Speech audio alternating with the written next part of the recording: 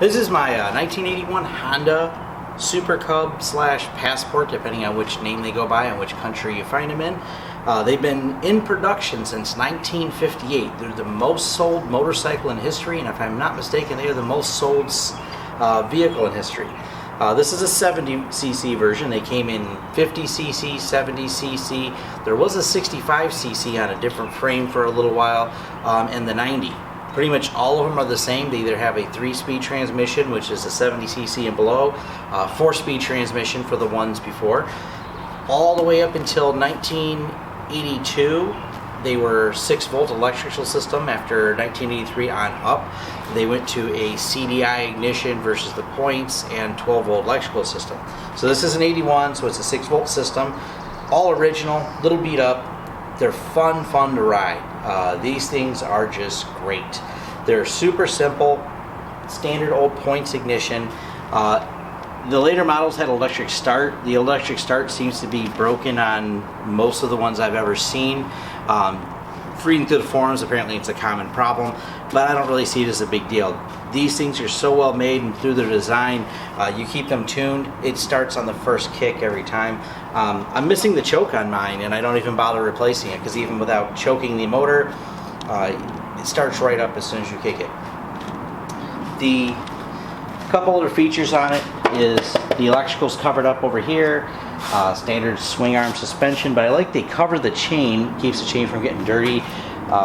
That comes on any of these Passport models. They do have an open exposed chain on the trail version of this, which they imported for a few years. Has a strange suspension setup, has a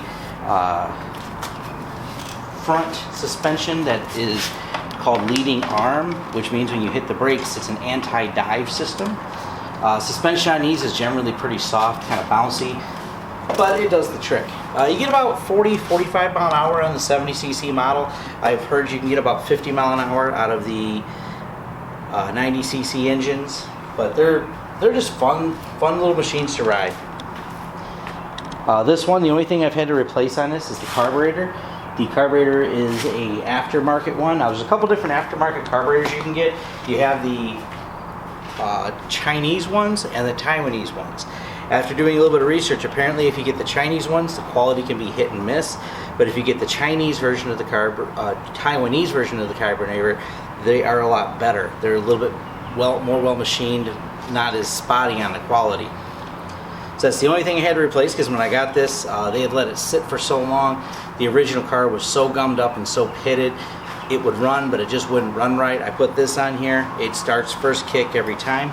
The only other known issue with these is there is a problem with the exhausts, as they wiggle a little bit, so you get a little stress crack here.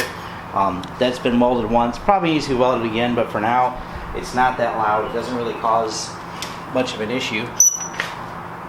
It's real simple though. Turn the gas on. It does have a reserve tank. There's no storage on these. You just have the tank here. Nothing else. Just a rack on the back. You do have, like you said, the reserve tank like a standard motorcycle. There's no clutch on these. Turn the key on. Starts right up every time while the key's on. The clutch is integrated into these. This is a really interesting design. This goes into the other ones. So whenever you press in the shifter, it disengages the centrifugal clutch and a wet clutch. And what that does is allows it to shift. So you just let off the gas like you would shifting a normal motorcycle, and when you click it, it snaps into gear. It's got a heel-toe shifter instead of a standard foot under shifter, which makes it a little bit easier, especially for people just starting out. Front brake, rear brake. Does use drums. Every year on these had drum brakes. They never got around to upgrading them. But a lot of the thing is, if it ain't broke, don't fix it. If you've seen a 1965 model of this, it looks identical to the 1980 model, to the 1986 model. It doesn't matter. They made the same unit for a long time. They're very popular overseas. You'll see them everywhere. They're just super inexpensive, fun transportation. Here in Michigan, the way the laws work as of 2014, if they're under 100 cc's, you can put a sticker on them to make a moped. A moped sticker is only $15 for 3 years, and you don't need to carry insurance, and you don't need a cycle endorsement. So this is a real easy, great thing to get started on and get moving. So let's take it for a ride.